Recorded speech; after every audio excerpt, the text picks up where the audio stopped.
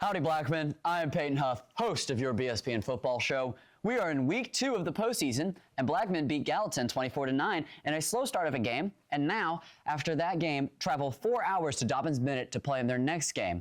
All of that and more on the BSPN football show.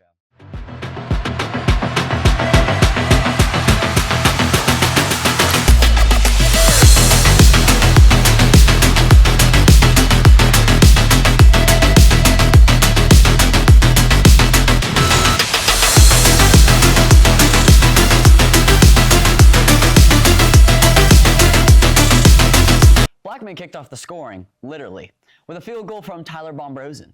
Gallatin then answered with seconds remaining in the second quarter with their own field goal. That was the boring part. Now we get to the fun part of this game. Daniel Smith opened up the actual scoring with a rushing touchdown. Blackmen's defense continually stuffed this Gallatin offense, who were down to their third-string quarterback, and they could not get anything going, looking lost for most of the game. In fact, their touchdown was more so luck than it was skill.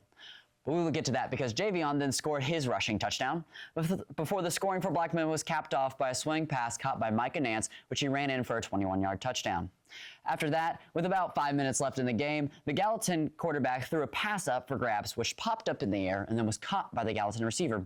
He ran the rest of the way to the house, but the game was long gone at that point for Gallatin, and Blackmen closed out the night with the dub 24-9. Takeaways from this game. Blackmen is running back central. We have 3 running backs who are all very good with the rock in their hands. And this defensive line is special. Stat to know, Gallatin's quarterback threw 5 incomplete passes to his running back in the first 3 quarters, all 5 of which were when the running back was not covered. On the Blackmen side of the ball, Javion completed 8 passes beyond the line of scrimmage, which triples his total from the Siegel game a couple weeks ago. MVPs, on defense, we have the defensive line, which includes Isaac Levy, James Stewart, TJ, Nate Sheeran, Elijah Ambrose, and Amari Samford. They all played a crucial part in this game. They all look really good and have their own skill sets that I've been very impressed with watching them. On the offensive side of the ball, I'm going to give this to Daniel Smith. All the running backs played really well. Micah and Jabari both played really well, but Daniel had a very good game, and for the sluggish start that some of the offense had, Daniel Smith wasn't sluggish, and he scored our first touchdown. Now, before we start talking about this next game, let me mention something about the overall look of the playoffs. Only one 4 seed won their match, which is to be expected, and that team was Independence. They're on the other side of the bracket, though, but I thought I'd mention it for our underdogs. All right, we're going to switch gears here. We're going to look ahead at this game versus Dobyns Bennet. Dobyns Bennet and Blackmen both come into this game with 10 wins. Dobyns Bennet's only loss so far has been to 9-2 Oak Ridge, who just lost their playoff game to Science Hill, which Dobyns Bennet beat, but then Oak Ridge, yeah.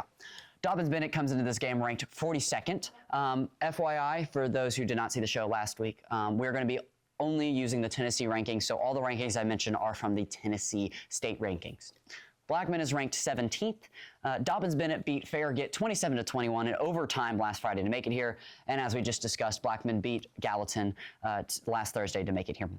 I'm just going to start calling them Dobyns because I really don't feel like saying Dobyns Bennet every single time. Dobyns is a 1 seed and Blackmen is the 2 seed. Whoever wins this game will play either 1 seed Maryville or 3rd seed Riverdale. Let's talk some more specifics. Dobyns Bennet was 4-0 in district play, which is why they have the number 1 seed, and 9-1 in the regular season. Over all games, they averaged 31.72 points a game, which is first in their division, and they allow 15.27 points a game, which is also first in their division. Their best win is against ranked 65th Jefferson County. Their only loss was to 42nd ranked Oak Ridge, who I mentioned earlier.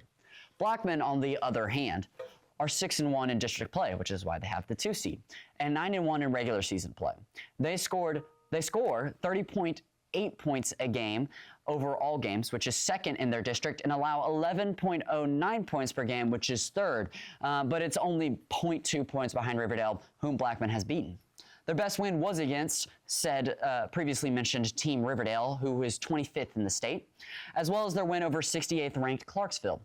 On a side note, I would like to mention Dobyns would have the 4th ranked defense in our division if they played in our division. Let's talk about Dobyns Bennet's defense and offense and the formations they like to run. Their go-to formation on defense is a 3-4. Typically, the fourth linebacker, he typically plays more of a slot corner role, typically a more elusive guy who's just going to cover that slot receiver. Number one will come up and rush a lot, so it looks like sometimes they're running a 4-3, but number one is more so an outside linebacker. He plays that more stand-up defensive end role. On offense, they run a whole lot of 2 tight end sets, with one lining off the ball, one tight end lining on the ball, but it really mixes about how they do it. They run more than they pass, but they can pass the ball. It reminds me of a more modern look at the Oakland offense. Oakland goes more wing T, they go under center, but this team runs the ball, they like to run it. Their quarterback is their best player in my opinion. If you've seen Haynes King, who is the quarterback for Georgia Tech, he's a great runner with some good passing ability to back it up. That's who I would compare him to. I've been really impressed actually watching him. He's going to be the guy to watch when it comes to how well Blackman handles this Dobyns Bennet team. Overall, watching their film, I say why they average 31 points a game. This is going to be one of the better offenses we face all year, probably second best behind Oakland. So, how does Blackman win? It's simple. It's something I say every single week. It is to control the line of scrimmage, which is what Blackman is good at. If they can stop the Dobyns Bennet run game, as well as if they get their own run game going, it'll be a great game for Blackman. I think as well, if they can slow down this quarterback, it will do wonders for this team. And I'll talk about how they will do that in a little bit. But we'll see how it goes on Friday night. We can only speculate. Here's the stat to know. This is the fastest Blackman has reached 10 wins since the 2018 season, and the first team to have 9+ regular season wins since the 2018 season as well. Dobyns Bennet hasn't had a regular season with 9+ wins since 2012. Both teams, this is some of their best years in a good bit. X factors for this Blackman football team. Offensively, I got to say Jabari Kemp.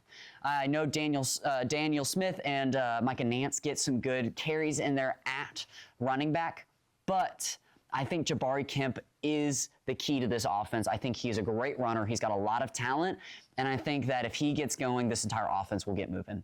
On defensive side of the ball, I talk about him a lot, and I say that every time, but it's Isaac Levy, and here's why. And I want to break this down really quickly for y'all. When it comes to this quarterback, a lot of times you have a read option where the quarterback can either hand the ball off or they keep it. This quarterback's really good at making that read and keeping the ball. So Isaac Levy, he's the backside defender on our defense, on the D-line. So it'll be crucial for Isaac to play well and keep this quarterback kind of in the pocket and send him back to the middle of this D-line. And so it'll be really key for Isaac, especially this week, when it comes to stopping this quarterback. Now, quote of the week. This is from one of the guys that was on the field at the tailgate. It says, Rutherford County is like the SEC of Tennessee high school football. Every game is a trap game. Everyone is really good. Thank y'all so much for tuning in this week. I'm not going to push anybody to go to this game since it is 4 hours away, but I would suggest finding a live stream or keeping up with the game and cheer on our boys from home. If you can make it, if you're willing to make it, absolutely go, but I get it's a long drive. I hope you all have a great rest of y'all's week. I'll see you guys next week. Go Blaze!